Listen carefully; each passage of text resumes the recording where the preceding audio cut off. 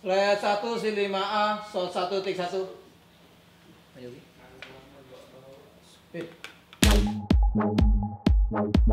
Ini memang film kedua The Mystery Production dan kebetulan lagi-lagi diangkat dari novel, dari buku gitu.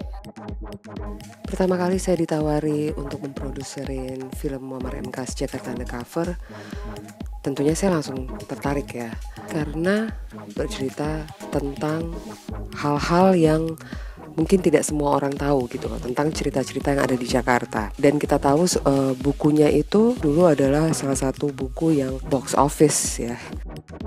Film ini bercerita tentang obsesi, cita-cita, pertemanan, cinta, dan juga pengkhianatan. Semua tema-tema yang kita sebagai orang Jakarta ya mungkin kita semua pernah mengalaminya gitu loh.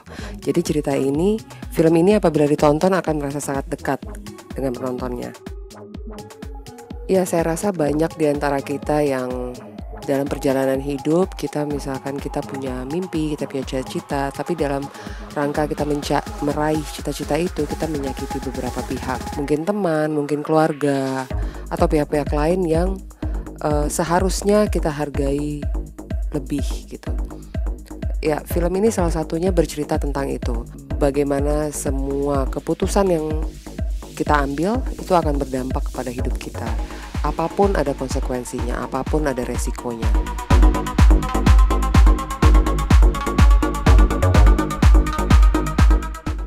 Ya, secara tema emang Jakarta Undercover kontroversial gitu. Tapi kita juga melihat konten kan gitu, bahwa muatan kan kita juga pikirin bahwa setiap orang itu selalu punya topeng gitu. Setiap orang itu pasti punya dua wajah. Tema ini yang kita angkat.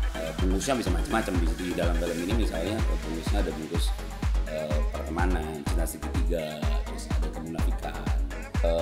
Yang serunya adalah di proyek ini, di proyek Muammar M. Kas Jakarta Undercover ini, pintu dialog tuh kebuka sekali gitu. Jadi tidak hanya misalnya saya sebagai pemilik cerita bukunya, terus ada Mas Pio sebagai penulis skenario-nya, terus Mas Fajar juga menulis skenario, mengembangkan penulisan skenario-nya, ada Mbak Santi produsernya, terus ada pemain juga yang dilibatin berdialog gitu. Jadi pintu dialog yang kebuka ini yang kemudian kita coba untuk menutupi mana sih celah-celah cerita yang sekiranya ini lemah, kemudian kalau ada dialog kan jadi kuat gitu. Nah, untuk menutupi celah supaya antara buku dan film itu tidak ada jurang pemisah yang terlalu jauh gitu.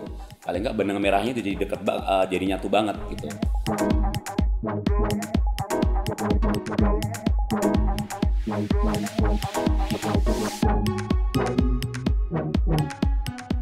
Nama saya Oka Antara. Di film MK Jakarta Undercover saya berperan sebagai Pras. Pras adalah seorang perantauan dari daerah yang datang ke kota dengan memiliki hasrat ingin menjadi seorang wartawan yang hebat. Sangat itu yang sangat gua apresiasi dari director seperti Fajar Nugros gitu, karena dia sangat open materinya dia untuk didiskus. Demikian juga dengan MK, dia sangat bebas bagi para pemeran filmnya untuk menginterpretasikan kejadian-kejadian pribadi yang dialami itu seperti apa, lo pengen dramatisir seperti apa gitu.